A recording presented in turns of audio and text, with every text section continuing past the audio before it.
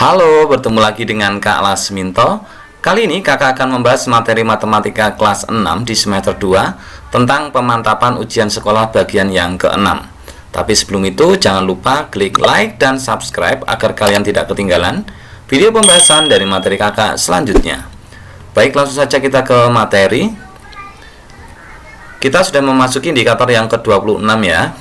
Disajikan 3 titik koordinat bangun datar. Peserta didik mampu menentukan salah satu koordinat bangun datar yang belum diketahui dengan benar. Jadi nanti kalian disuruh menentukan salah satu titik koordinat ya.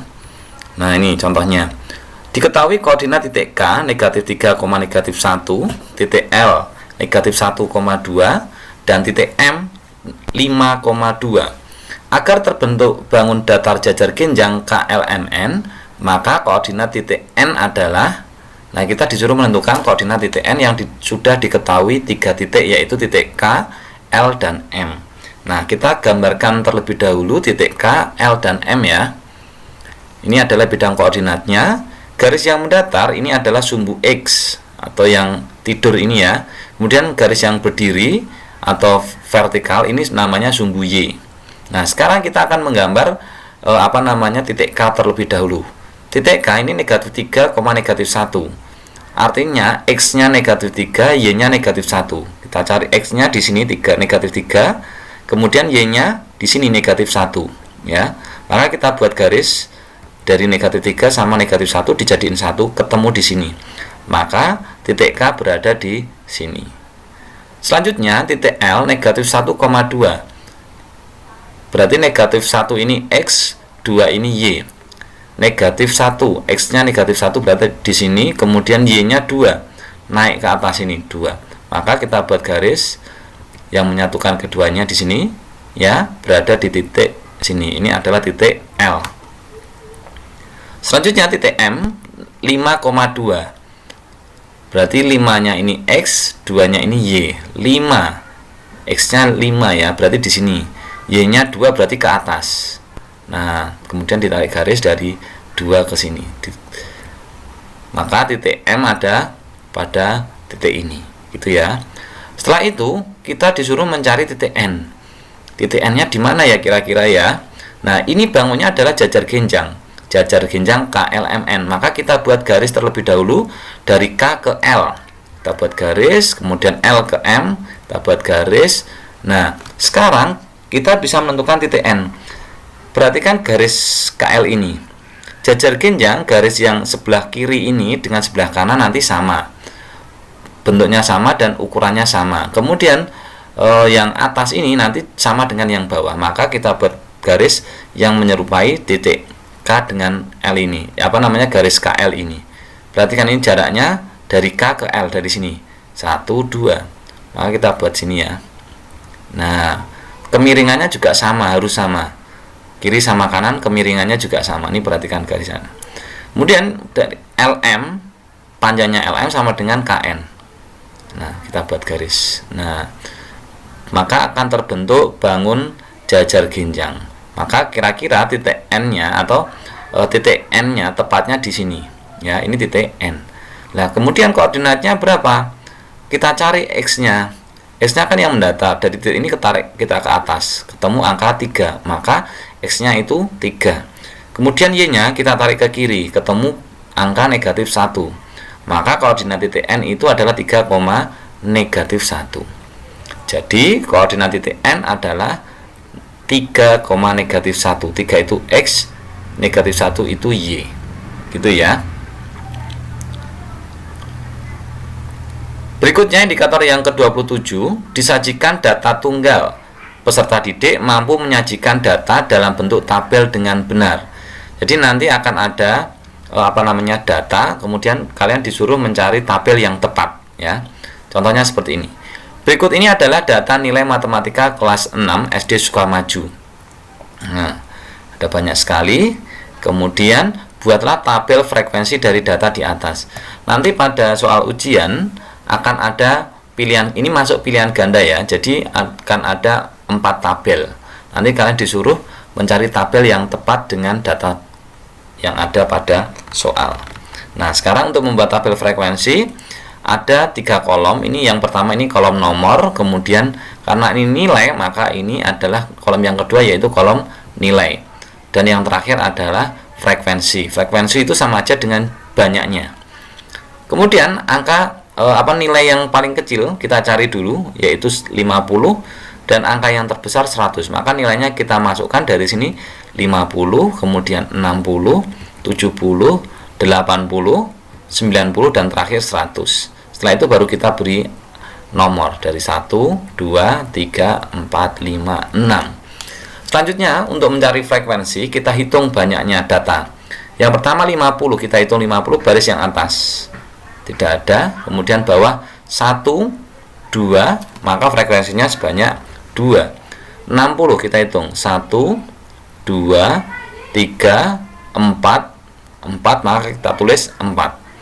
70 kita hitung ya, 1, 2, 3, 4, 5, 6, ada 6. 80 1, 2, 3, 4, ada 4.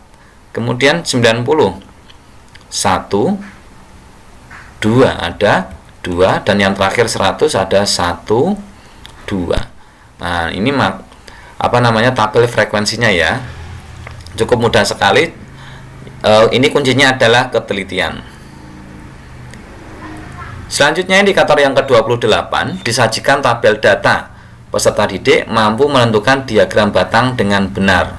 Nah, diagram batang yang sesuai adalah dengan data di bawah ini adalah, nah ini ada nanti di soal ada data, misalkan data profesi orang tua ya. Kemudian kalian disuruh menentukan diagram batang dengan tepat. Nanti pilihan ganda A, B, C, D itu diagram batang. Kalian disuruh mencari diagram batang yang tepat dengan data ini. Nah, untuk membuat diagram batang ada garis yang mendatar dan yang berdiri.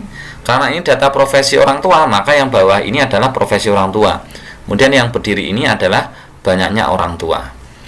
Selanjutnya di sini ada PNS, TNI, petani, guru, swasta. Kita masukkan di sini PNS, TNI, petani, guru, dan swasta. Selanjutnya banyaknya orang di sini paling banyak adalah 12. Maka banyaknya orang tua ini kita tulis dari 1 sampai 12. Selanjutnya kita buat diagram batangnya. Yang PNS 8 orang, maka diagram batangnya seperti ini.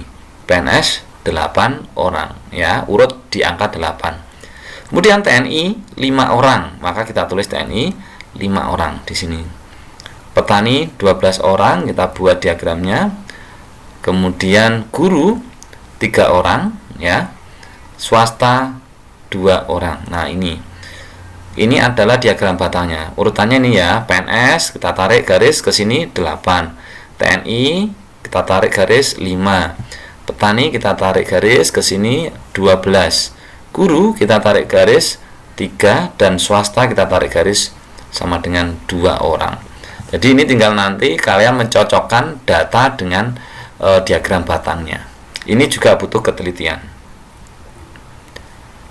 Selanjutnya indikator yang ke-29, disajikan data acak. Peserta didik mampu menentukan median dengan benar. Median itu nama lainnya adalah nilai tengah ya.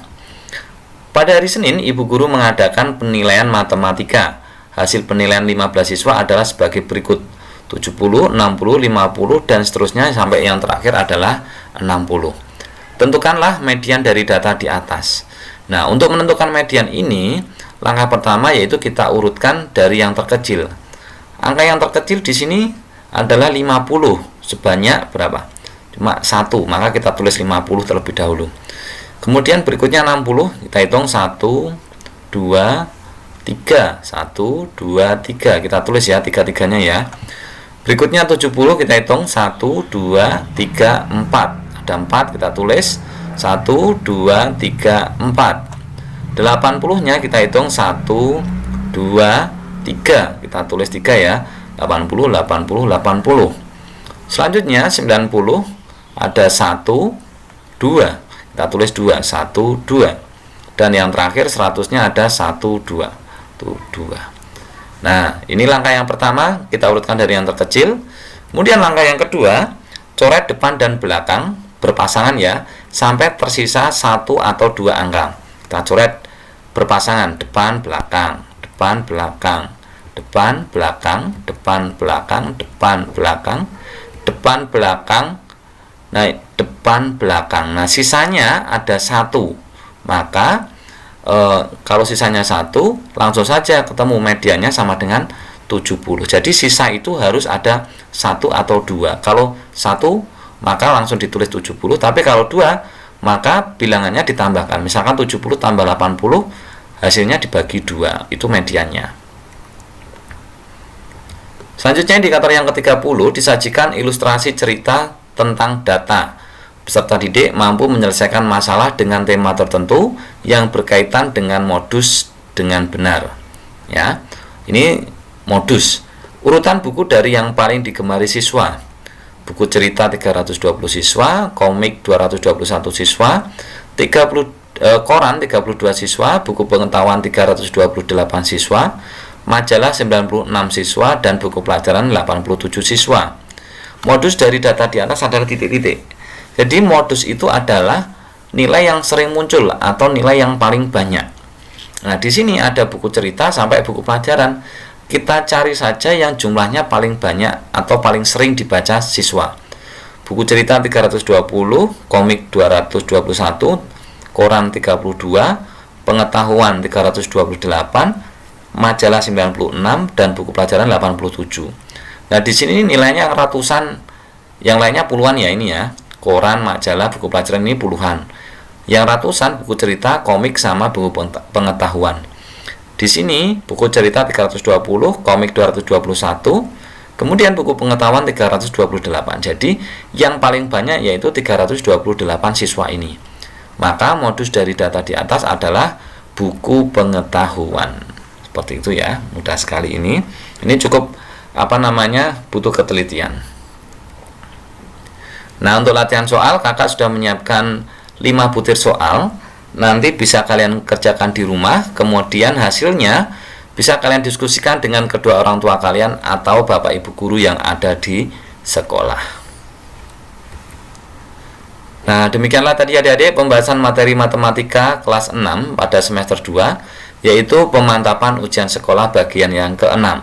Semoga apa yang kakak sampaikan bermanfaat untuk kalian semua. Jangan lupa klik like dan subscribe agar kalian tidak ketinggalan video pembahasan dari materi kakak selanjutnya. Terima kasih.